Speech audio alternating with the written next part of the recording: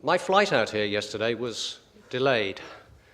I know a number of you in the audience are on the same flight. We'd just been pushed back from the stand, and the pilot announced there's a fault with the aircraft that makes it unsafe to go to Athens. So we're going back to the stand. So we returned to the stand, and we sat, and we waited. Now, I don't know about you, but when men with toolboxes appear on an aircraft that I'm about to fly in, I feel distinctly uncomfortable. Turned out it was a computer issue. One of the flight computers was defected. It was easily resolved.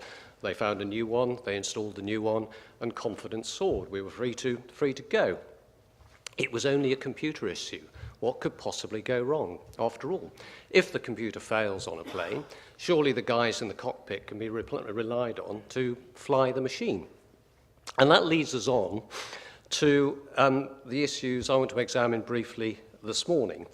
Now, we've seen from earlier presentations that computerization and connectivity on ships is increasing all the time, but the level of control and automation of computers by computers on ships hasn't reached the same sort of level as in the aviation industry. So if computers on ships become unreliable, how great are the risks? Now, cybersecurity is a very hot topic at the moment. It seems to be constantly in the headlines. We're all aware of it. We all fear it. We all dread the day when we open our computers and we see a message on the screen that says all your files have been encrypted. In order to reinstate those, you need to pay a ransom. Now, the issues that give rise to those risks are familiar, and many of them are set out there. And to counter those risks, we build defenses. Now, in medieval days, communities defended themselves by building castles. Castles had moats filled with water surrounding them. They were big stone structures. They were heavily fortified. They were extremely difficult to attack and to penetrate. But with a bit of lateral thinking, you can get round even the strongest defenses. The legend of the Trojan horse tells us that it's far more effective to work from the inside. So, in the cyber context, the firewalls, the antivirus software you install, the firewalls you construct are the electronic version of a castle. But if you want to attack, it's far easier, rather than to waste time and effort in trying to overcome those defenses, it's far easier to manipulate those on the inside to do the work for you using legitimate credentials. That's where social engineering fits in, and where we see that the human, the fallible human, as always, is the weak link. Now, it's dramatic to think of a hooded hacker seizing control of a ship somewhere and steering that ship to disaster with the crew powerless to intervene. But that's an over-dramatization. The threat, the cyber threat to ship, exists at a much more mundane level, and it's similar to the threats that exist in any organization ashore. It's vitally important, because humans are the weakest link, it's vitally important to raise cyber security awareness, to train all your personnel in cybersecurity issues, and to have robust procedures in place. Now, conventional wisdom has it that if a ship's systems become compromised, you have watchkeepers in place, and they will note when data becomes unreliable, and they will then apply traditional navigational skills to avert disaster. Are we confident about that? Can we sleep easy knowing that the valuable assets that are represented by the ships, the cargoes they carry, the personnel that they have on board, are adequately safeguarded by those to whom we entrust their safe navigation? I want to have a look at that, explore that with a couple of case studies that are derived from formal investigation reports. This is from the report of the UK's Marine Accident Investigation Branch. It involves a ship called the Eugenides Dubai, and in January 2014, it was involved in a collision with a small tug, the Kingston, and its tow, which was an unmanned crane barge called the Walcon Wizard. The collision happened in the Dover Strait, and both the Eugenides Dubai and the tug were in the southwest-bound traffic lane of the traffic separation scheme. It was a typical January night in the English Channel. There was a force 5 to 6 southwesterly wind. The sea state was moderate to rough, but visibility was good. It was the midnight to 4 a.m. watch. The Rickmers Dubai was bound from Hamburg to Genoa. She was making good a course over the ground of 233 at 15.4 knots. The officer of the watch was the second officer. He was reasonably experienced. He'd been qualified for a number of years, and this was his second trip on this vessel. The vessel was well manned in that she had on board a boatswain and 4 ABs, and that meant there was an able-bodied seaman available to act as a dedicated lookout. But at the time of this incident, the AB who was destined to be in the wheelhouse during this watch was down below carrying out safety rounds. The vessel was using ECDIS as the primary means of navigation, but she also had an X-band radar with ARPA fitted that was in use. The Kingston was bound from Ipswich to Southampton. She was making good a course of 237. She was being overtaken by the Rickmers Dubai. She was only doing six knots. She had a tow that was 250 meters astern of her, and both the tug and the tow were lit. But significantly, the tug was not transmitting information on AIS. She didn't have an AIS transmitter. She wasn't of a size that made that mandatory. Because of the absence of that important information, the Channel Navigation Information Service, CNIS, which looks after this particular area of the channel, was issuing safety broadcasts to mariners at regular intervals to warn of the presence of tows, and it had issued a broadcast at 11:40 and another at 40 minutes past midnight. There was due to be another one at 1:40, but that was not made because of pressure of other work on the watch manager. There was no evidence that any of those broadcasts were heard by the watchkeeper on the Rickmers Dubai.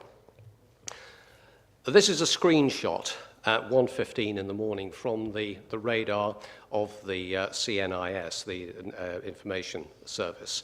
You can see the Rickmers Dubai there at the top of the screen, the Kingston ahead of her. At this point, the target's about 6 miles ahead of the Rickmers Dubai, and there's a CPA of just under 1.5 cables. For those of you who are not familiar with nautical terminology, a cable is 1/10 of a nautical mile. Just a little earlier, this is an extract from the radar screen from the Rickmers Dubai, derived from the VDR. You can see there the Rickmers Dubai. At the bottom of the screen, you can see the Kingston and the Walcon Wizard. And it's clear from this that the echoes of both the tug and the tow are clearly visible. Now, in the findings of the MAIB, the second officer was found to be relying entirely on the ECDIS, but because there was no AIS transmission from the tug effectively was invisible on the radar screen, on the ECDIS screen. She wasn't invisible on the radar, but it's clear that the radar was not used as an aid to an effective lookout. The inquiry also found that there was a low state of arousal of the second officer. He was alone on the bridge. You can hear from the recordings and the VDR that music was playing in the background, very relaxed atmosphere, not consistent with the level of traffic in the environment. Although it wasn't causative of the collision, and this is relevant to the issue of cybersecurity, on the forensic examination of the USB dongle to the VDR, it was found that a movie had been deleted from that, so that piece of equipment was obviously being used for inappropriate things. The second officer first saw the lights of the tug when it was very close and fine on his port bow. At that point, the tow was just off the port bow. He didn't see the tow. He decided that he was going to alter course to port in order to pass the tug down its port side, completely unaware that he was overtaking a towing vessel. The Rickmers Dubai then contacted the crane barge, fouled the tug's tow line. The lead of that changed rapidly from a stern to a head, and the tug was towed backwards to over 14 knots with its towing deck submerged. Fortunately, the hydraulics failed on the brake drum, the brake failed, the tow line paid out and the line rendered, but it's extremely fortunate that no one was killed in that incident. Second incident. This is a bulk carrier, the Victoria, that grounded in the Kattegat in September 2015. She was on a voyage from Rostock to Conakry. She had 36,000 tons of wheat on board, drawing 10 meters. She wasn't taking a pilot, even though this is a difficult passage. The officer of the watch was the chief officer, and the time of the incident was 6:15 in the evening. She was making good a speed of 12 knots. And again, the weather conditions were okay. 10-mile visibility, moderate sea conditions, and a moderate wind. She was on manual steering, so the guy who was dedicated to act as a lookout was actually on the wheel, so in effect the ship had no dedicated lookout. And the attention of the chief officer was distracted by the fact that he was trying to also supervise the crew who were applying sealing foam to the vessel's hatches on deck. To the left here you can see the vessel's passage plan from departing Rostock up until the point she grounded at the top of the screen. On the right-hand side chart, you can see at the bottom there, there's a waypoint, and at that waypoint, the vessel was due to alter course, and did alter course, to 340 degrees true. Now the dotted line, magenta dotted line you can see on the screen there, is broadly parallel to the track that the vessel was intending to follow. But you can see to the right the actual AIS track that she followed, which is substantially to the east. Fixes were also apparently taken. I've amended the one in the centre. There are two there marked at 1800. Actually, the one in the centre should read 1730. It's not clear how those fixes were taken, but clearly they're inaccurate because they bear no correlation at all to the ship's AIS track. So, although the course set required was 340 over required, to achieve that, a course of 335 on the compass had been set to allow for set. But actually, if you look at the AIS records, the ship was making good 353 true on average.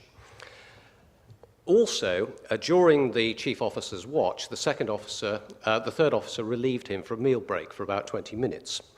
But despite there being a second watchkeeping officer involved, for a period of almost 2 hours between 4:25 and 6:15, the ship's position wasn't verified, the course steered was not checked, and no navigational marks were cited. The chief officer was also, as I say, distracted by the work going on deck. He was also fatigued because of the loading operations at the load port. But the effect of all of this was that the vessel ran aground at over 12 knots on a rocky shoal that was clearly marked on the chart. So, what do we conclude from that? What I'd like you to do now is to consider some cyber event that occurs to a ship that has the effect of making some AIS information invisible. It introduces a GPS error that puts the ship in a position that is consistently west of its true position. We've seen in the news relatively recently an incidence of GPS spoofing in the Black Sea where GPS signals were incorrect. It's not impossible. Or something else that introduces an error between the gyro compass and the autopilot that actually puts the ship on a track that is 13 degrees east of that which has been set. Are we confident that a watchkeeper is going to detect those errors? Well, the thought I leave you with is that both of these casualties involve issues that are identical to that. Ladies and gentlemen, thank you for your attention.